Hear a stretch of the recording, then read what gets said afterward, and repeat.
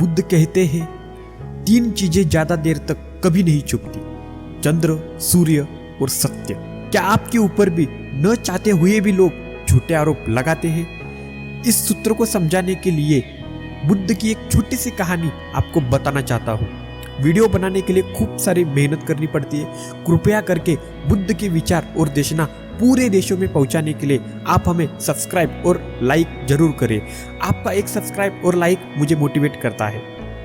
तो चलिए कहानी को शुरू करते हैं। एक बार बुद्ध प्रवचन सभा में प्रवचन दे रहे थे।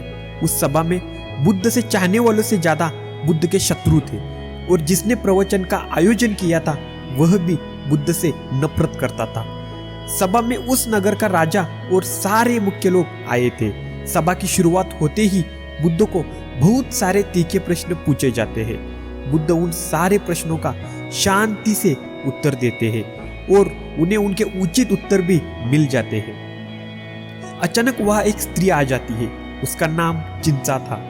बुद्ध की देशना में उसने खड़े होकर कहा, आप धर्म की लंबी चौड़ी बातें तो कहते हैं, आपका सम्मान भी बहुत है, किंतु आप इस अबला का कोई ख्याल नहीं रखते जिसे अपने अभी गर्भवती बनाया है।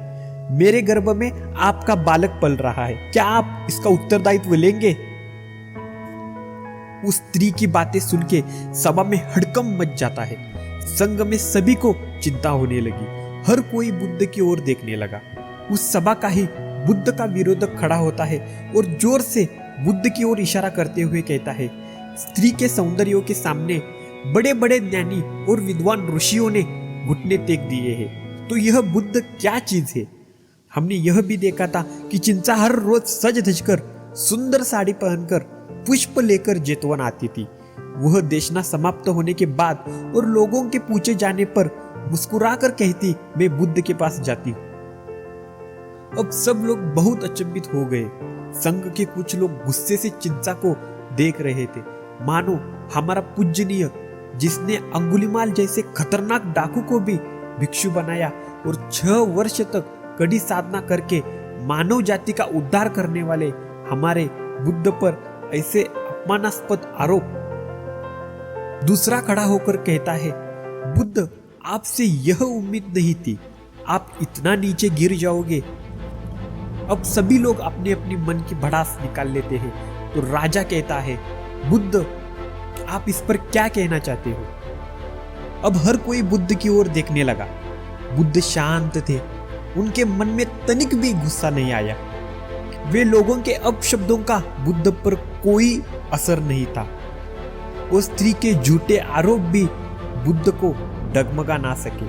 आपको पता है क्यों?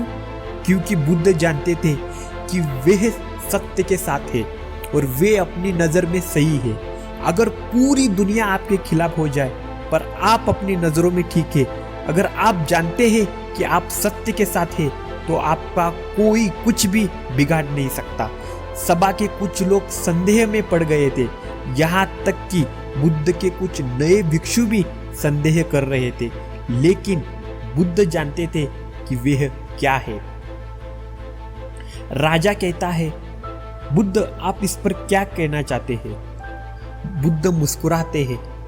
बुद्ध मुस्कुराते हुए कहते हैं, कुमारी जी, इस पूरे ब्रह्मांड में सिर्फ 2 ही लोग इस सत्य को जानते हैं कि तुम सत्य बोल रही हो या असत्य।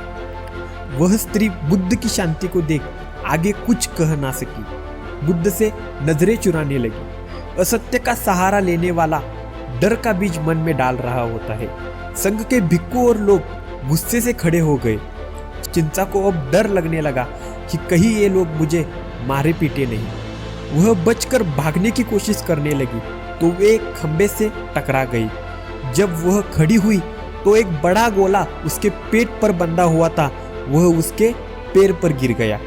उसमें उसका अंगूठा घायल हो गया। अंगूठा पकड़कर वही बैठ गई। अब उसका पेट एकदम सपाट था। उपस्थित सारे समुदाय ने राहत की सांस ले ली।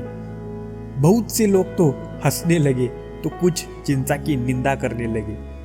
कुछ भिक्खुनियों ने उसे सहारा देकर धम्म कक्ष से बाहर निकाला तो बुद्ध ने अपनी देशना आगे देनी आरंभ की, जैसे मानो कुछ भी घटित हुआ ही नहीं है। आप सत्य के साथ रहिए, सत्य आपको बचाएगा। वीडियो देखने के लिए बहुत बहुत धन्यवाद। अगर आपने पहली बार हमारा चैनल देखा है तो इस चैनल को सब्सक्राइब कर दे, क्योंकि हम ऐसे ही नॉलेज की बातें आपको बता के आपके जीवन में प्रेरणा, खुशी और एनर्जी डालते हैं। आप सबका बहुत मंगल हो।